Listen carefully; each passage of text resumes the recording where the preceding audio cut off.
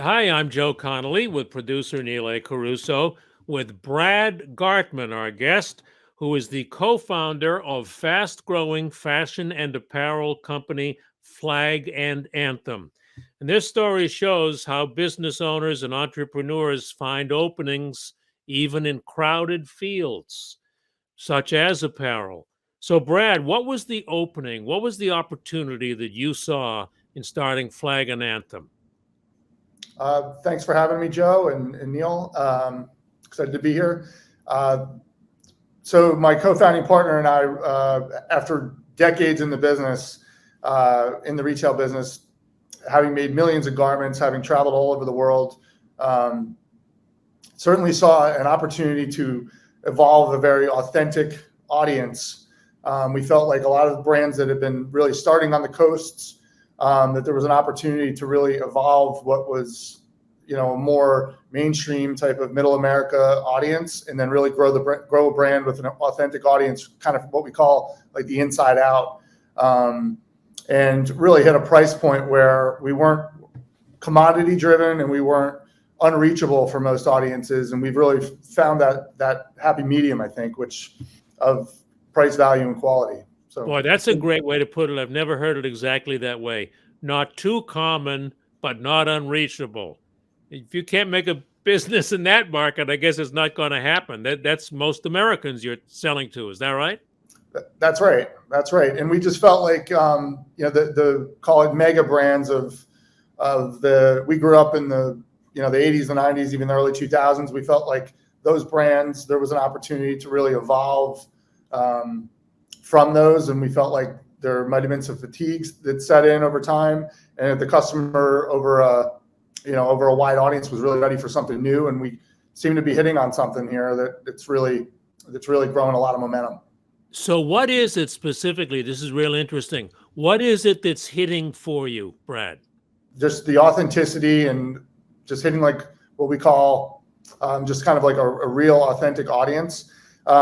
We knew that with our brand, we wanted to embody marketing as well and have marketing support with ambassadors that really organically match the brand. So we've really been successful and fortunate with bringing on some pretty recognizable names that kind of came really naturally, and it was really about getting them the product organically and having them like it, and then the relationships have kind of taken off. So that's really gained us a lot of credibility, probably a lot quicker than your average 5 or 6 year old brand. We'll get to some of the celebrities later and Sure. find out about them. But do you also do that by price, by fashion, or by the color of the items or the design of the collar? Sure, that's a very good question. That's something that we've brought on a lot of our team from over the years too. Like we have a very talented creative team, and have kind of really zeroed in on just where that premium level of detail and quality that really elevates the product, but Right. doesn't, bring the price to an unreachable level. And we look at also the quotient of always making sure we're current and having an element of trend. But at the end of the day, the guy isn't changing materially year to year, but we always want to have enough to keep it fresh. Just one more on this point. Sure. What is that, if you can describe it, or do you have to see it? What is that point that makes it desirable but obtainable? I think it's a lot of it's just in the detail of our product and the quality of what we're offering. The design that has an element of trend, but it's not over designed to the point where we'll take it 1 step or 2 steps, but not 3 steps. And at the same time, at a quality that's on par. The factories we're in are the same factories that make for all the $100 plus shirt brands and across categories, but we're offering that same level of detail and quality and everything, but at a 25 to 30% less than many of those brands. Those are interesting points. I've never heard them described that way. Well, producer Neil A. Caruso found Flag and Anthem because he actually is a customer of yours. And I don't know if you knew that or not, So here's Neil and Brad. You're going to get a free mini focus group here from a customer because I want to ask Neil, what was it that drew you as a customer to Flag and Anthem? I don't know. I have no idea. That's funny. So, Brad, good to meet you. I was drawn into it through country music. I love country music, and it seems to be growing in popularity. We'll get to that. And the quality of the clothes, you mentioned they're really well made. I found them to be well made, but I was seeing it all over the place. Saw the brand online. I think that speaks to your direct-to-consumer outreach. What can you tell us about your e-commerce platform and reaching out to people directly? You go from major retail at Macy's to now primarily direct-to-consumer, right? Yes, we do have a very nice direct-to-consumer balance, but I think where we're positioned is also good with kind of where we see the market going, which is more of an omni-channel presence. But the direct-to-consumer is certainly, that's your number one channel. We want to always have brand equity and brand value. How we've been able to do that, clearly the e-commerce and marketing side of the brand go hand in hand. So having, to your point, having a play in country music, having a play in a lot of the celebrity athletes that we've enlisted, we feel resonates with our audience. And that's brought we've been able to reach those audiences and therefore, introduce them to our product, which is, finding that synergy, I think is really created a lot of loyalty for our customer base. And that's what we're going to try to continue to do. So I have to ask one thing, though, before Neil asks another question. He said the magic words, I started seeing you every place. It's true. Did you do that through Google AdWords, or how did you make Neil A. Caruso say, gee, I keep seeing this company? Yeah, we have a really, so we always try to complement, that wasn't my background. That wasn't my co-founder's background. We've tried to complement ourselves with some really talented people who understand the digital marketing world really well. And the target audiences that we've been able to reach through, many of the Facebook, Googles, a lot of the search elements, that's like kind of the foundation of digital marketing. But we've also, and you can find those, you're able to reach certain target audiences. But that's really starting to diversify away, as you probably read a lot, into a lot of other new channels as well. Yeah, and it also seems like you do a great job in the content space, which, I know a lot of companies that are looking to grow their content platforms to drive sales. What can you speak about from content and working with partners? I'll mention a few celebrities that you do work with since we've teased it. Christian McCaffrey, I know, of the NFL. You have Dirk Bentley, which is actually what drew me into the brand. How do you use content to drive sales, but also make sure that your margins are high? How do you drive those customer acquisition costs down? Well, your first question on content, video content versus still content is like day and night in terms of the return that we're seeing. What we do is we're able to schedule quarterly photo shoots with each of our ambassadors, whether it's Dirk's or Christian or all of the guys that we have enlisted, and we have a creative team that comes up with some really kitschy ideas in the way of content that really draw engagement, and we see the difference in the conversion from a business standpoint and e-commerce standpoint is night and day versus if you're just a still photo in a plaid shirt. So that's really finding those engaging ideas that really, again, engage those audiences and targeting those, like we were with Christian, it's, Carolina Panther fans, it's NFL fans, it's fantasy football fans. And we've been able to really hone in on that, which has been wildly successful. In country music, we feel like that's an audience that really resonates very well, and it's evolving and growing. It's not what it was, years ago. It's definitely become more universal.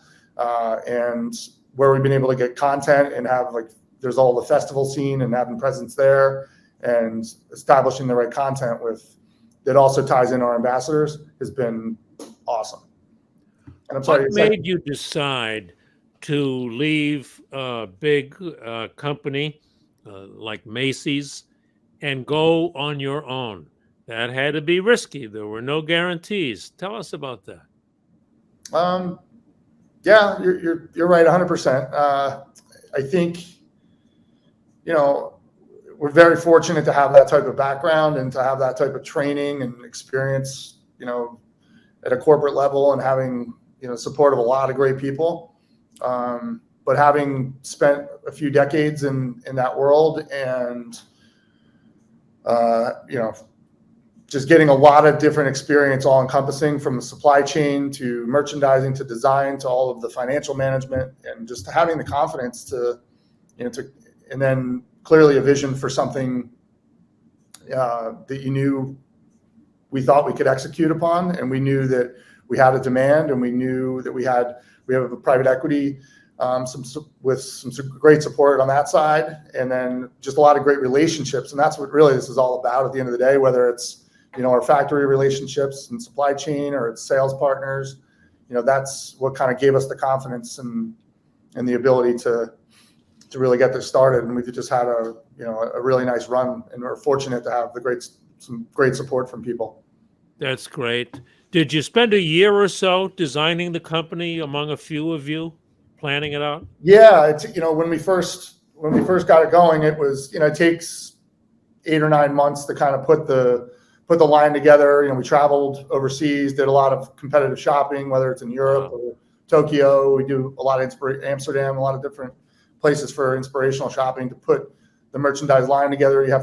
We started actually with, I don't know if you're familiar with Dillard's down in, they're based down in Little Rock, Arkansas, Texas, Florida, Arizona. Yeah. So we went to them and kind of had a pitch, and they were our first customer. But we knew we needed somebody big to get the company started, and they were terrific partners. And yeah, so we started about 9 months in advance and put it all together. And, you know, we're fortunate that we got some buy-in from some great relationships. That's interesting too, Brad, because a lot of people start with a few small customers.